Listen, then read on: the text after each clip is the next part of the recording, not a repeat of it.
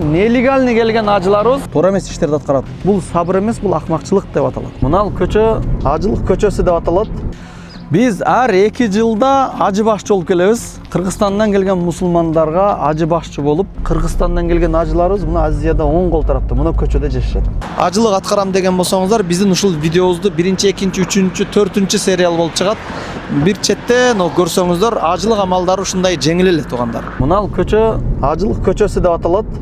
4 ряд. Алдыга 2, бул жака дагы 2. Азыр бош көрүнгөн менен ажылык учурунда адамга толуу болот, машинага толуу болот. Машиналар аз мол пробка келип токтодук го. Куду светофордо токтогон, токтойт, анткени элдин баары ушул көчөдө турат. Мунун арт жагы Аль-Харам мечитке, Каба жака барат. Алды бул дээрлик ушул жамаратка жакын болгон көчө.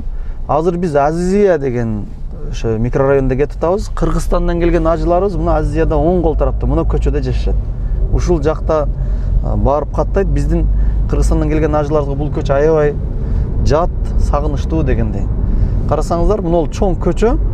Азыр машина жок, кеңири эле жүрүп атабыз. Бул атайын ушул ажылык үчүн ылайыкталган. Азыр Рамазан айы эл эң көп маалы, бирок жол бош. Бирок ажылык моментинде бул жол өтө элге толуу болот. Анткени элдин баары ибадатына куду ушул жолдор менен жүрүшөт. Жер Мина өрөнү туугандар. Мина өрөнүнө эң биринчи ажылар бисмилла дегенде эле ажылык башталды дегенде Арафатка бир күн калганда ушул Мина өрөнүнө келет дагы жайланышат. Келип жатып, эртең Арафатка чыгабыз деп даярданышат. Кыргызстандан келгендер ошол Мусташфа Мина деп коет. Минанын больницасынын жанында жайгашат. Ошол жерге жайланышып, бир күн бою ушул жерде калып, эртеси күнү эрте менен Арафатка карап жөнөшөт. Бул жерде түнөш баштапкы күндө сүннөт амалдардан, бирок кийин ажылык Арафатка барып Муздалифа кылып келгенден кийин түнөш бул жерде важып эсептелип калат. 2025-жылы нелегальный келген ажыларыбыз мына Арафат деген жазуудан өтө албай ыйлашты.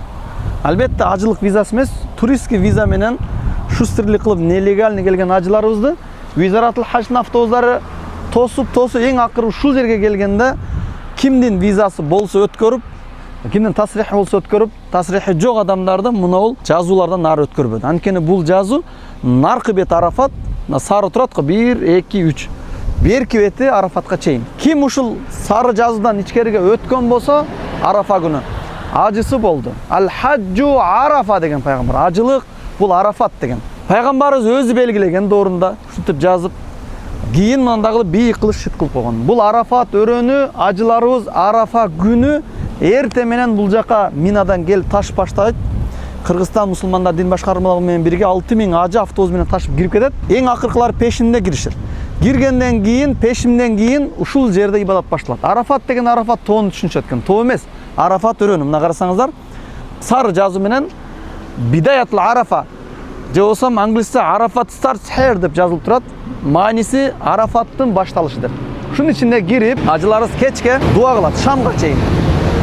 Пешим жана асырды бир убакта окуйт. Жам бириктирип, анан касыр кылып кыскартып окуйт. 2 рекет пешим, 2 рекет асырды бир убакта окуйт дагы. Башка маалда дуа кылат, Арафатта кылынган дуалар кабыл. Кыргызстан мусулмандар дин башкармалыгы экзамен кылат дагы, экзаменден өткөрүп, жылда эмес, ар 2 жылда бир келебиз. Ошондо ажыларыбызды алып келип, Арафатта мындай жерге жайлаштырабыз. Азыр мол алып койгон күнгө күйүп калбасын деп палаткалар. Мунун ичи кондиционери бар, бир комнатанын ичинде 500-600 адам батат. Аялдардын чатырлары өзүнчө, эркектердики өзүнчө, салкын. Мен ажы башы болуп келемин дегеним, биз башта келгенде аябай абалы оор эле. Башта деген аксакалга окшоп сүйлөбөйүн, 2014 эле биринчи келип баштаган. Ал убакта чатыр бар, кондиционери жок эле. Анан чай жок. Жылдан жылга шарттарды оңдоп түздөп атат, Аллах разы болсун, кызматтагыларчы.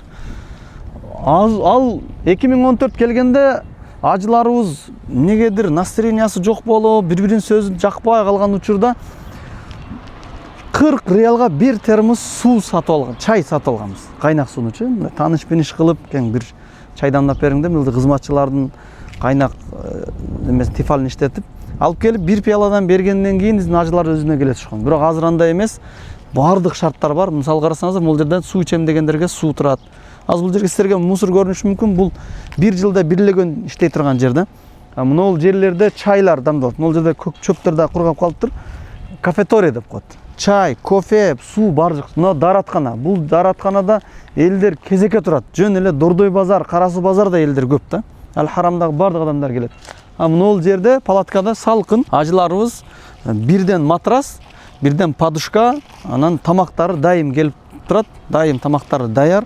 Урсагын тойгозуп, намазды окуп алып, ибадаттарын аткарышат. Сонун кылып шарттар түзгөн. Болушунча бул жерде уктап калбай, элдерди ажылыкта, ушул Арафада дуа кылып кагыла деп устаздардын сабактары болот. Жакынырактан көрсөтүп коеюн десеңиздер, мына бул палаткалар сыртына материалын тартат, ичине килемдерди салат. Мындай шарт мурда болуп көргөн эмес.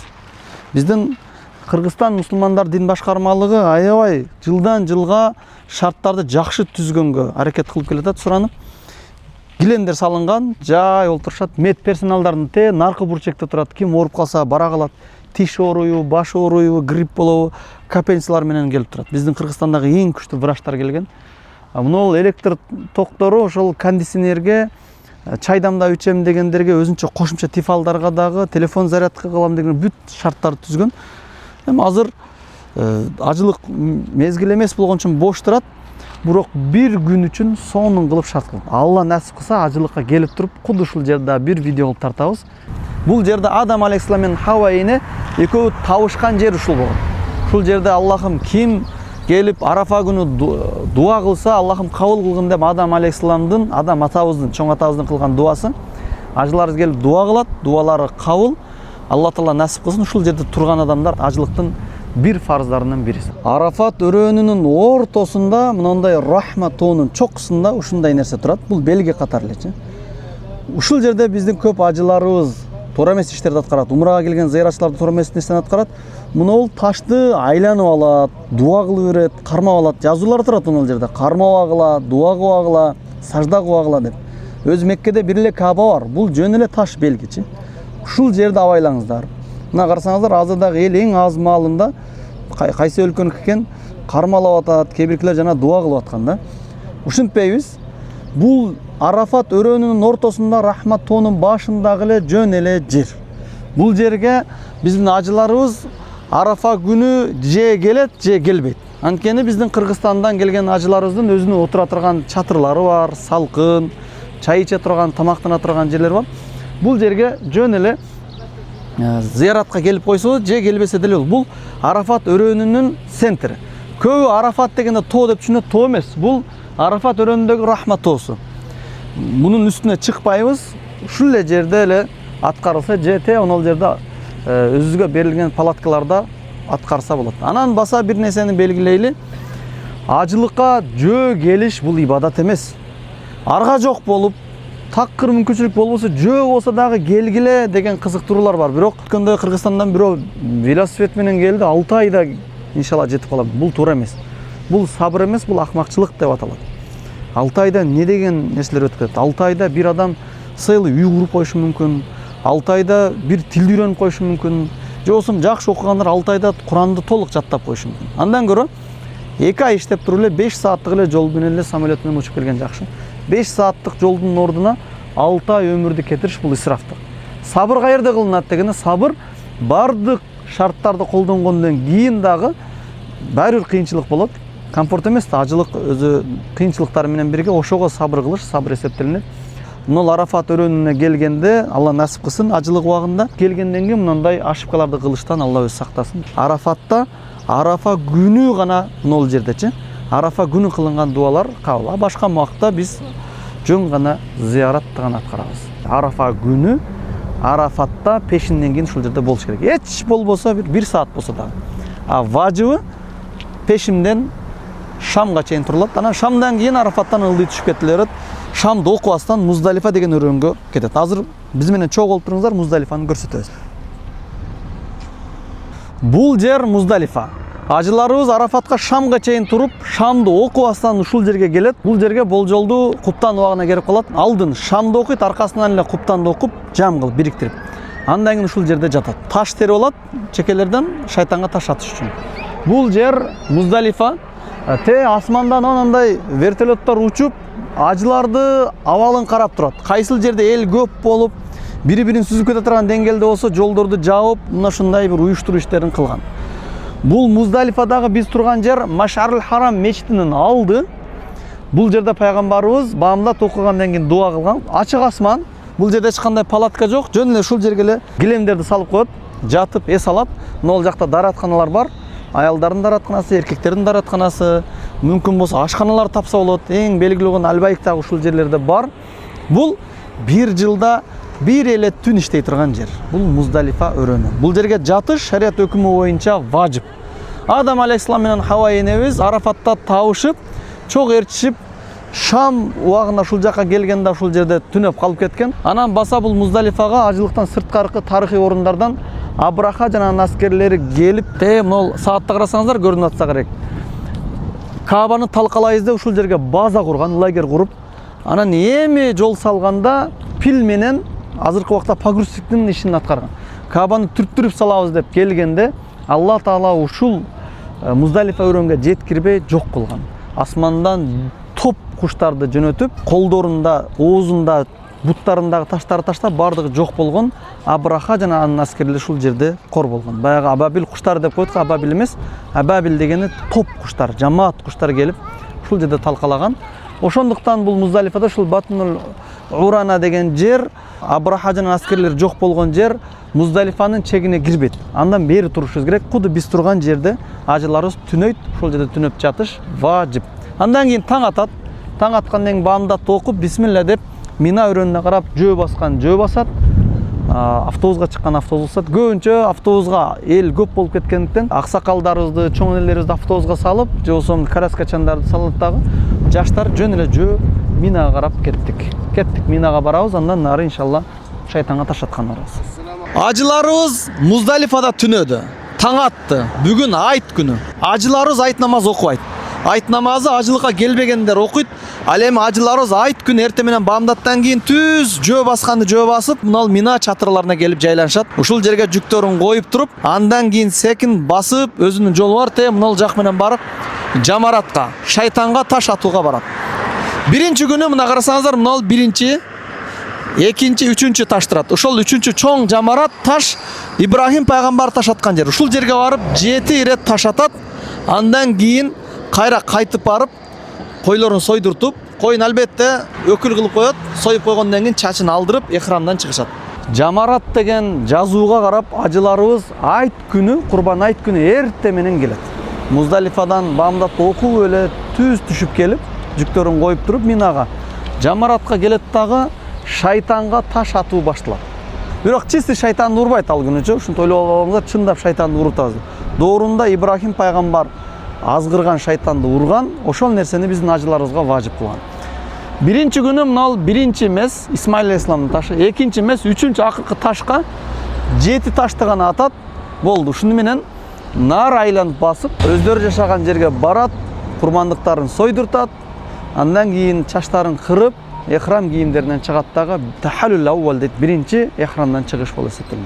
Күч жеткен болсо ошол күнү эле барып Каабага барып таваф кылып койсо жакшы, болбосо 3 күндүк Курбан айттын 3 күнүнүн бирөөсүндө кылып койсо болот.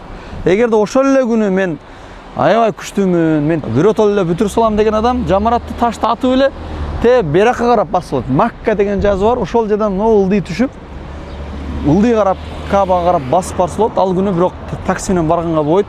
5 километрдей жөө басышка туура келип калат.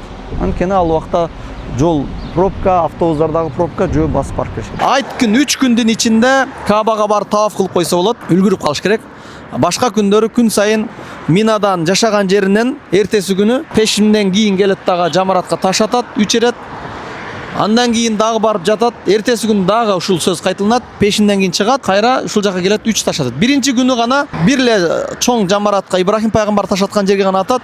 Калган 3 күнүндө Исмаил пайгамбар таш аткан жамаратка жана Хажарен таш аткан 3 жерге 7-7ден 21ден таш атып турат. Ажылык мына ушуну менен бүтөт туугандар. Ажыларыбыз Минада түнөп, Минада эле кыла турган амалы ушул жерде түнөйт, пешинден кийин жамаратка таш атат. Ошол биринчи күнү ушул өрөөндөрдө ал бурчектерде кой сойдурат. Мурда ажыларыбыз өздөрү келип кой сойгон.